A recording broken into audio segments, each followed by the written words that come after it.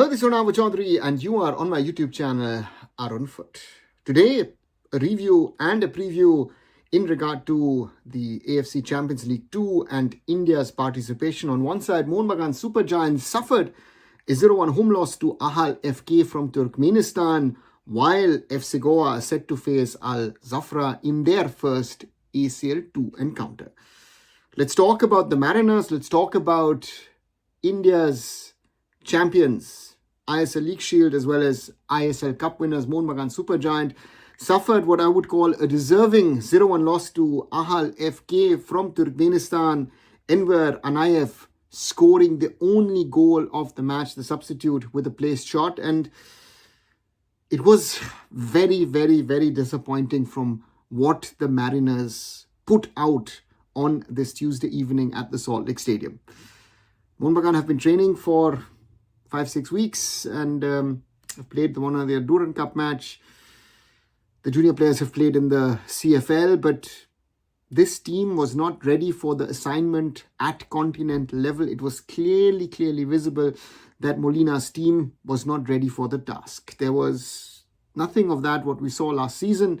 Last season, Mohun Bagan were the best team in the Indian Super League. But it seems to me that lessons over the last few years have not been learned. Mohun Bagan and its weakness at Asian competitions continues.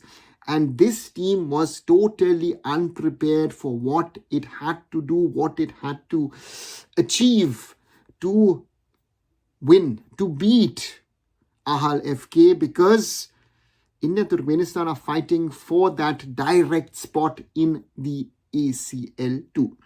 And this was a huge setback, and yeah, I'd have to again say it was a deserving loss. Mohun Bagan weren't good. Mohun Bagan, for whatever reason, started with only 3 foreigners, with Tom Aldred, Alberto Rodriguez, as well as Jason Cummings.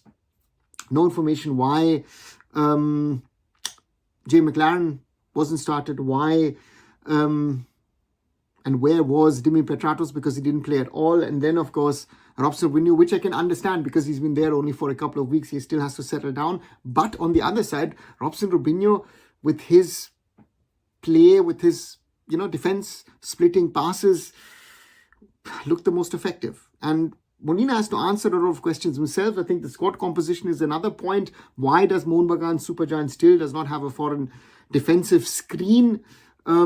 And they need to thank Alberto Rodriguez and Vishal Keth, those two, the pick of the players in that Mohun Bagan setup. And the whole point of saying, hey, listen, we need to prepare for this ACL match, for this ACL competition. We're not releasing players for the national team. We're not releasing players for the India under-23s.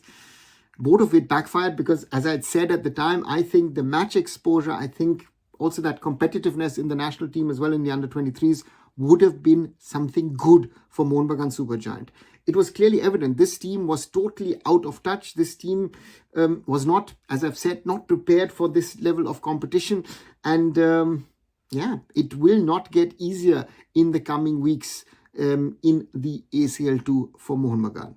Let's move on to the other Indian participant. Let's move on from Group C to move on to Group D, where FC Goa host Al-Zawraa of Iraq from Baghdad in Goa at the Jawaharlal Nehru Stadium in Fatorda. FC Goa had to beat a few weeks back Al-Seeb of Oman in the qualifiers to get into the ACL 2 group stage. FC Goa didn't have the best of games, but again somehow pulled through because their 6 foreigners performed, and they will have to bank on them again in this game. Goa will have to wait and see if Sandesh Jingan will be fit or not. They've made a couple of signings over the summer in regard to Indian players recently. Abdul Rabe has signed from Hyderabad FC, while Jerry Larinzwala has joined them, the left back from Odisha FC. And it will be interesting to see how the new summer signings set in how Manolo gets this team ready, because this lack of match sharpness will also be a problem for FC Goa. But the question is, with FC Goa, will they be better prepared? Because I thought the mentality against Al-Seeb was the key, the willingness, the desire to fight, and also the few chances that they had, they got those goals. and that made the huge difference. So therefore, it'll be very interesting to see how FC Goa play that game, and if FC Goa has to have chances in this group is tough, very tough for them. Everyone is, of course, talking about the games against Al Nassr and Cristiano Ronaldo. But again, Al-Zawraa from Baghdad, a tough opposition, a team which can play football. And it'll be interesting to see if Dejan Drazic can put in another shift. Javi Severio has done really, really well. The other day, tried his best.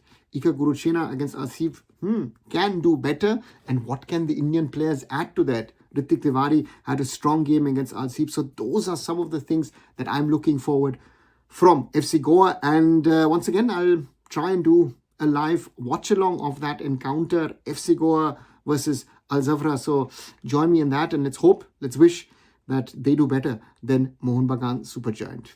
What do you guys think? Do you agree with me? Do you disagree with me? Got something to add or not? Write those things down in the comments below. And as always, like, share, and subscribe Arunfoot here on YouTube. Visit my other social medias, visit arunfoot.com. And I'll be back very soon. So Arunava Chaudhuri signing off. Bye for now.